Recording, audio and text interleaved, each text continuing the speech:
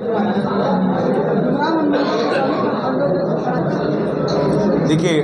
अभी आपको मालूम होगा कि जन स्वराज पार्टी की जिला की संगठन की घोषणा हुई।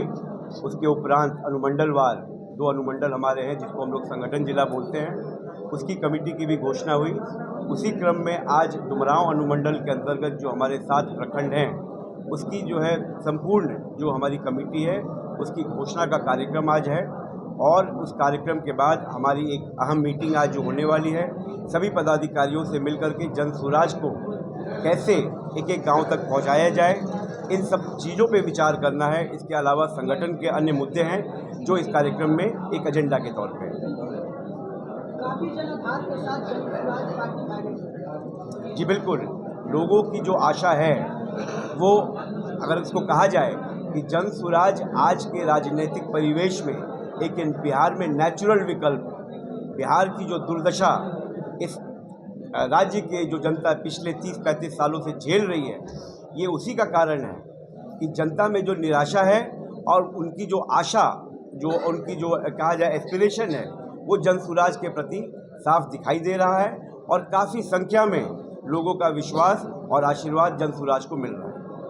इस प्रकार से देखा जाए तो जन स्वराज पार्टी काफी लोगों के बीच अपने बैंक बना रहे हैं, इसी के बीच कुछ पार्टियों के द्वारा बताया जा रहा है कि यह एक कंपनी की तरह है। देखिए, लोगों जो अन्य पार्टी हैं उनमें एक दहशत है और ये बहुत ही बट नेचुरल है कि अपनी चीज़ को दिखाने के, अपनी कमियों को छुपाने के लिए वो कुछ तो बात करेंगे, वो दोषारोपण कर रहे हैं। जन स्वराज अपने आप में पार्टी थी, पार्टी है और पार्टी रहेगी।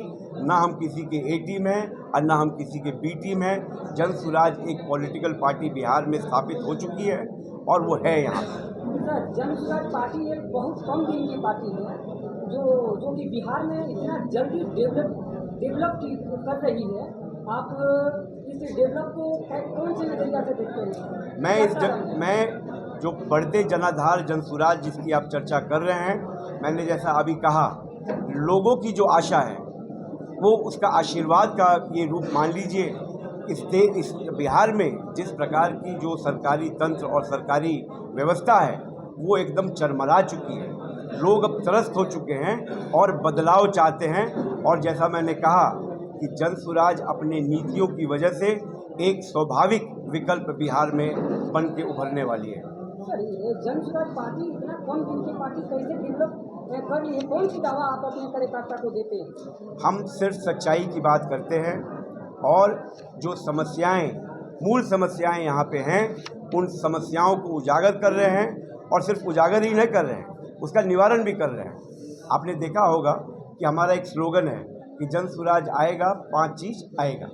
वो आप अगर देखना चाहें तो हमारे कैलेंडर में साफ साफ है कि 5 वादे जो जन स्वराज पार्टी ने किए हैं बिहार की जनता के साथ, वो उसको कैसे पूर्ण करेगी उसका तरीका भी बता रही है। और इसी क्रम में मैं आपके माध्यम से ये जो हमारे बक्सर के युवा हैं, खासकर डुमरांव के युवा हैं, जो पलायन रोकने का जो हमारा एक वादा था, उसके लिए एक कार्यक्रम किया जा रहा है बिहार में, पटना में, जिसमें जो हमारे 18 से 40 साल के युवा हैं, अगर वो 12वीं पास हैं और थोड़ा मोड़ा मोबाइल चलाना जानते हैं और सोशल मीडिया पे सक्रिय हैं, उनके लिए 5 दिन का प्रशिक्षण शिविर रखा जा रहा है, जिसमें जन स्वराज की तरफ से उनको प्रशिक्षण दिया जाएगा 5 दिन, जिसके बाद वो सेल्फ डिपेंडेंट होकर करके और मोबाइल के माध्यम से, आजकल AI का ज़माना है और आपको नेटवर्क के माध्यम से वो 10 से 20 हज़ार रुपये कमाने के लायक हो जाएंगे।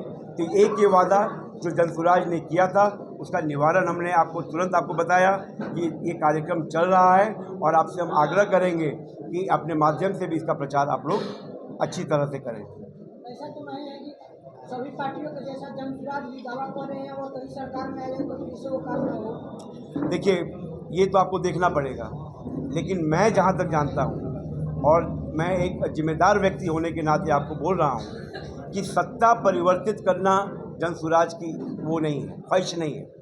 जो सत्ता में आता है और जनता के लिए जो काम करता है, उस परिकल्पना के साथ जन स्वराज चल रही है और ऐसा कुछ नहीं होने जा रहा। जो हमने कहा है वो हम परफॉर्म करेंगे।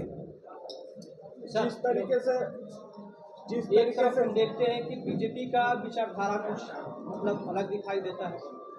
आरजेडी का लिए जो कि बिहार की जो बड़ी पार्टी है उसका भी एक विचारधारा दिखाई देता है कि ओबीसी एससी एसटी की बात करती है।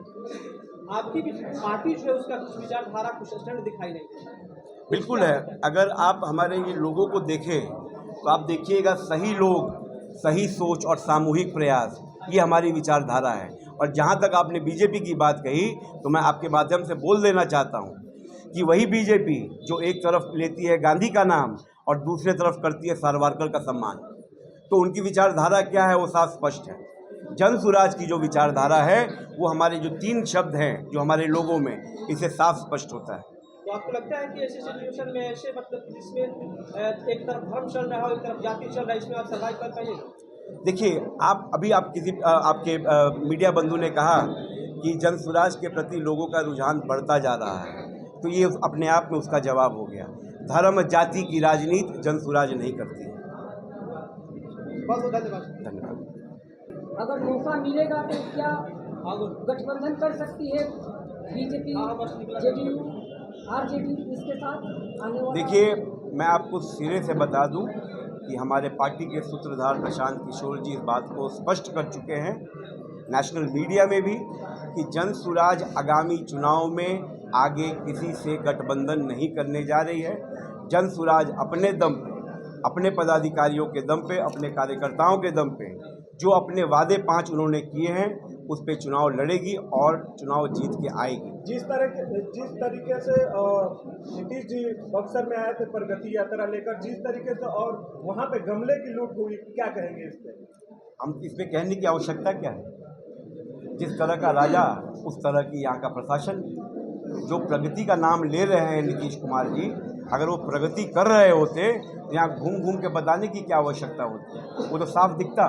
ये प्रगति नहीं, बिहार की दुर्गति है, जिसका जायजा लेने के लिए नीतीश कुमार आए यहाँ पे। और जिस तरह का आपने देखा कि एक दिन में बक्सर को जिस ढंग से लोगों ने सजाने का कोशिश किया और एक तरफ रोड बना और नीतीश जी गए और पीछे से रोड उखड़ गया। जिस प्रकार से देखा जाए तो जन सुराज के लोग अभी नीतीश कुमार जी काफ़ी बुराइयां कर रहे हैं, लेकिन देखा जाए तो आज से 10 वर्ष पहले जो जन सुराज के सूत्रधार प्रशांत किशोर जी हैं वो नीतीश कुमार की बुराइयां करने में कभी थकते नहीं। आप देखिए, 10 साल पहले जन सुराज पार्टी नहीं थी। और जहाँ तक रह गई बात प्रशांत किशोर जी की, तो उस समय प्रशांत किशोर जी एक वर्ल्ड रिनाउंड पॉलिटिकल एनालिस्ट और पॉलिटिकल स्ट्रैटेजिस्ट हैं। उनकी सेवाएं नीतीश कुमार जी ने ली थी।